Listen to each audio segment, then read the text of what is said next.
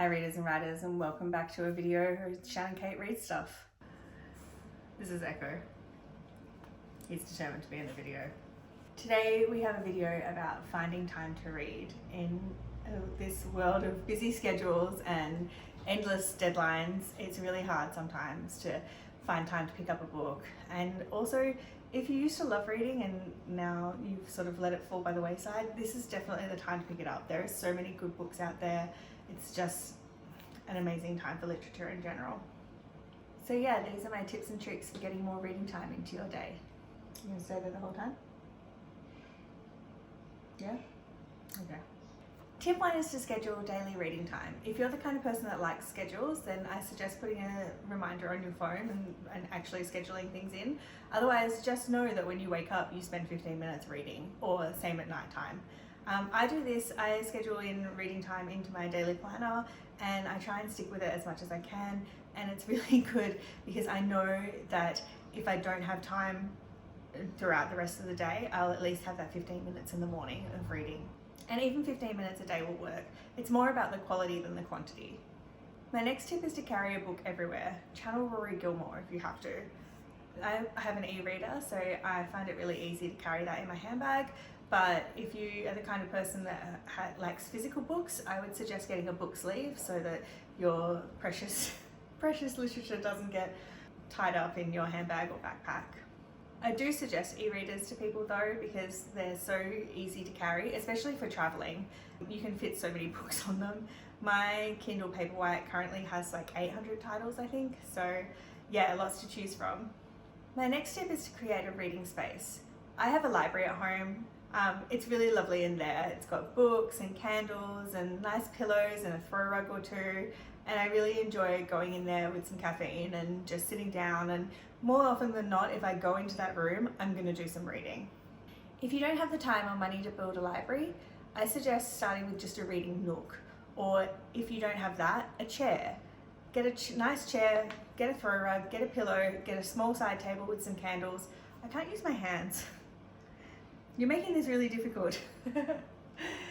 Anyway, get a throw rug and some pillows and make it as cozy as you can, and then put a stack of books next to it so that when you go to sit down, instead of opening your phone and scrolling, you will just pick up a book. And that brings me to my next tip: stop scrolling. Not altogether, and I know that there is a certain irony in the fact that I'm coming to you through probably your phone screen or your TV. Scrolling mindlessly, it's not good for you. And you could be doing much better things with your time instead, like reading a book. I know some people put an e-reader on their phone and put it on the front page or the home page or whatever the first screen of your phone is called. And that works for some people. I hate reading on my phone, so I just have an e-reader. But I've taken all those scrolling apps off the front page of my iPhone so that I have to actually think about it before I access them rather than just clicking straight away. And I found it's really helped. Instead of sitting down and going, oh, I'll just open so-and-so social media, I sit down and think, oh, actually picking up a book is easier than trying to find these apps on my phone now. The next tip is to set a reading goal for yourself. I use Goodreads, but I know not everyone wants to, so there's also Storygraph, which I hear is good. And other than that, you can just keep a physical journal. I have a physical book journal that I put a star sticker in every time I finish a book, and it is so satisfying to see those stickers build up. If you're the kind of person that likes goals, I really recommend this tip because you'll just get more done if you have a certain number of books in mind that you want to read in a month or a year or even 5 years. The next tip I have for you is to join a book club, in real life or online. I'm in Newman in northeast WA at the moment. It's a small remote town and I don't think there's any book clubs here. But I've joined a couple online that I found through Instagram and I'm really enjoying it. The idea of a book club is that you read one book a month or every 2 months and you come together and talk about it, and I love that. I love having the deadline of having to be able to talk to people at the end of the month.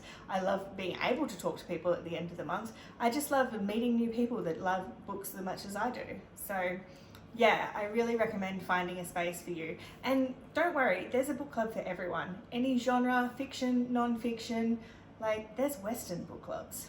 My next tip ties into this because it is read outside your regular genre. If you're stuck in a rut with reading, it might just be because you've been reading too many romance novels with the same tropes. Pick up a fantasy, pick up a crime thriller, pick up a western. Some of them are actually really good. Switching up your genre will keep reading exciting for you, and it will open your world to a whole heap of literature that you never really thought about before. You want to get down? No? You gonna stay there? This whole video I've got a dog on my lap. My next tip is to use audiobooks. I have an Audible subscription and I absolutely love it. I walk this little fella twice a day for about 40 minutes. So that's nearly an hour and a half of reading time that I get done, like with my earbuds in, while I'm doing something else. And you can also have audiobooks on while you're cleaning or working out. It's really good to have. And also if you listen on 1.5 speed, you get through the book quicker. I also heard a tip, I also heard a tip the other day, shout out to Dylan, that if you have Google Alexa at home, it will read out books on your Kindle for you. It reads in Alexa's voice, so the reading experience might not be great, but that's a handy tip if you don't have an Audible subscription. My next two tips are about finding time to read. So read on your lunch break. It's a good excuse to avoid bad workmates. Not that I have bad workmates. Shout out to everyone if you're watching this. But yeah, reading on your lunch break is just extra time that you can get some reading in, especially if you have a long lunch break and all you usually do is scroll or buy stuff. Yeah. Or you can do like I do and read before bed. I usually use it as my winding down time. I like to get all snuggly in my blankets and then spend a good half hour reading before I drift off to sleep. This does have the issue that you can go overboard and end up reading until 3 in the morning, and who hasn't done that? I mean, if you find a good book, you want to keep going. If you can get enough sleep at the end of it, reading before bed is usually a really nice thing.